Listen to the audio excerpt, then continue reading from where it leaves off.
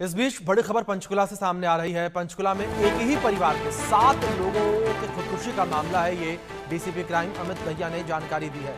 Suicide note मिला है, जांच के लिए भेज दिया गया है। सभी पहलुओं पर पुलिस जो है वो जांच कर रही है और गाड़ी में खाना मिला और सीसीटीवी फुटेज भी खंगाला जा रहा है।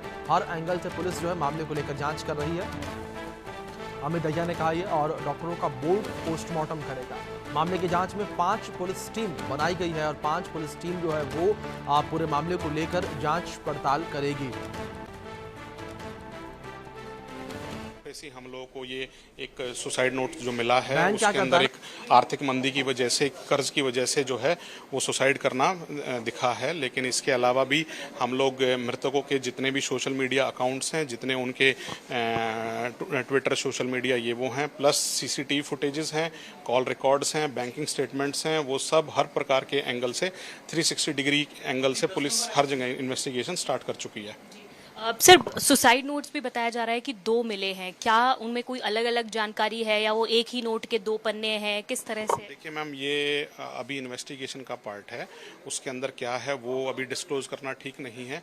लेकिन उसका क्रक्स जो अभी पता चला ये है, हैंडराइटिंग एक्सपर्ट से अभी उसकी ओपिनियन ली जाएगी कि इसके अंदर वो हैंडराइटिंग उन्हीं की ही लिखी हुई है या क्या है, वो अभी it is too early to से।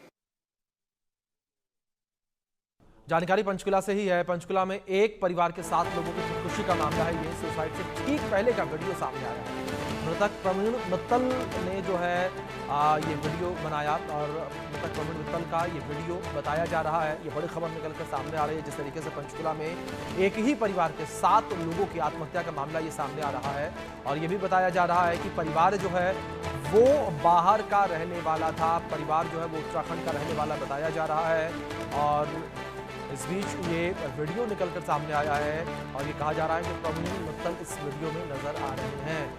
ये तस्वीरें स्क्रीन पर हैं आपके। पंचकुला में बुराड़ी जैसा कांड जो है वो देखने को मिला। एक ही परिवार के 7 लोगों ने कार के अंदर जहर खाया। इस वक्त पंचकुला में जो मामला हुआ है, 7 लोगों ने जहर खाकर सुसाइड कर लिया है। उनके कुछ परिजन इस वक्त हमारे साथ हैं जिनकी बीते दिनों उनसे मुलाकात भी हुई थी। क्या कुछ उनके घर में परेशानी थी और लास्ट मुलाकात क्या हुई थी वो उनसे जान लेते हैं।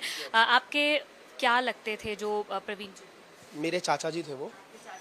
आखिरी मुलाकात आपकी उनसे कब हुई थी, क्या उनसे बात हुई? मैम, मेरी वैसे तो 2 से 3 दिन में रेगुलर बात हो जाती थी, बट जो मिले थे हम वो मिले थे 30 तारीख को, 30 अप्रैल को। क्या बात हुई थी उस दौरान? क्या कुछ परेशान लग रहे थे? नहीं, उन्होंने ऐसी कभी भी कोई बात नहीं की। शादी में आए थे, एंजॉय किया, ठीक है। मेरे सगे चाचा के लड़के की शादी थी 30 अप्रैल को, तो वो आए, मिले जुले। उससे पहले वो 12 दिन पहले मेरे दादाजी एक्सपायर हुए थे चंडीगढ़ में ही, जीरकपुर में। वो 18 तारीख को वहाँ भी मिले थे मुझसे और दादाजी भी मिले थे। तो उन्होंने कभी भी ऐसी कोई डिस्कशन की ही नहीं कि मैं परेशान हूँ, ये हूँ, वो हूँ। काफ़ी सारे आपके फैमिली के लोग बता रहे हैं कि वो बहुत टाइम तक फैमिली के टच पे नहीं थे, गैप था। वो क्या था, क्यों हुआ, कब लॉसेस हुए उनको? 2007-8 की बात है। उनका वो बिजनेसमैन थे, उनका फार्नेस लगा हुआ था। वो लोहा मेल्ट करके टीआरएन एंगल बनाते थे। तो उनके पास अच्छा खासा फ्लैट भी था, सब कुछ था। नियर अबाउट उनको 6 से 7 करोड़ का लॉसेस हुआ। वो सारा बैंक का था। 1 करोड़ जो था वो पर्सनल लोगों से था, बट बैंक ने अपनी पोजीशन ले ली, गाड़ी ले ली, सब कुछ सीज कर उन्होंने अपना टेक ओवर कर लिया था फंड्स। कौन सी प्रॉपर्टी सीज की जो यहाँ पंचकुला में 2007 में उनके पास थी। और जब ये यहाँ से रेनोवे हुए 7-8 साल बाद ये दिल्ली आते हैं हमारे घर पे रैंडमली। हमारे इनको कोई कांटेक्ट नंबर नहीं था, कुछ नहीं था। 7-8 साल बाद ये आते हैं हमारे पास। तो हम देख के इनको बहुत खुश हुए कि इन्होंने कुछ ऐसा वैसा गलत स्टेप नहीं उठाया। तो इन्होंने सारी बात बताई कि ऐसे ऐसे लॉसेस हुए, ये हुआ, वो हुआ। बट अभी 1 साल पहले जब ये पंचकुला शिफ्ट हुए अपने सास ससुर के पास, तो इन्होंने सब बंदों को जिसको देने थे पैसे, इन्होंने सबने फिजिकली मिले और इन्होंने बोला कि मैं काम करना चाहता हूँ और मेरे पास फंड्स नहीं है, तो प्लीज़ मुझे काम करने दीजिए। तो किसी ने भी कौन कौन लोग थे जिनसे इन्होंने फंड्स लिए?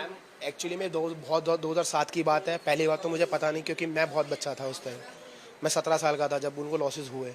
दूसरी चीज़ ये कि उनको इतना टाइम हो गया था, तो किसी ने उनको फोर्स नहीं किया कि भाई मुझे पैसे दो, तो मैं काम नहीं करने दूंगा, ये वो ऑल दैट।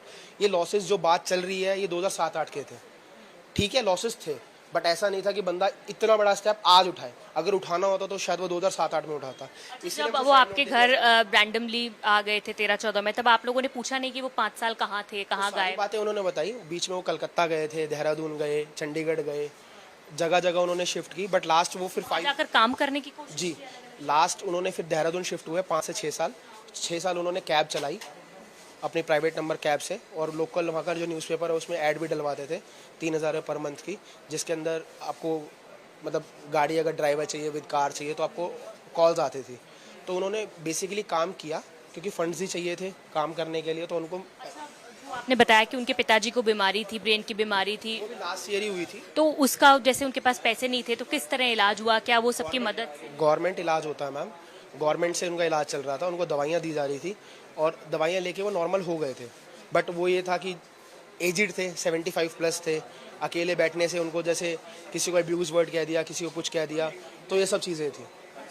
और क्योंकि इतना बड़ा स्टेप उठाना कहीं ना कहीं ऐसा लगता है कि बंदा मानसिक तौर पे क्या कमजोर थे या कैसे? मैं नहीं मान सकता, अगर कमज़ोर होते तो किसी ना किसी रिलेटिव से ज़रूर शेयर करते कि हाँ मुझे ये प्रॉब्लम है। उन्होंने आज तक शेयर नहीं की क्योंकि 15 दिन पहले 17 दिन पहले जब घर पे आकर शादी में मिले हैं तो बंदा अगर कुछ प्रॉब्लम होती है तो डिस्कस कर लेता। बिल्कुल ठीक लग रहे थे, मतलब इंजॉय कर रहे थे। उन्होंने लेडी संगीत में डांस किया, मेरे साथ खुद शादी में डांस किया, तो ऐसी कोई प्रॉब्लम लगी ही नहीं कि उनको कुछ प्रॉब्लम है।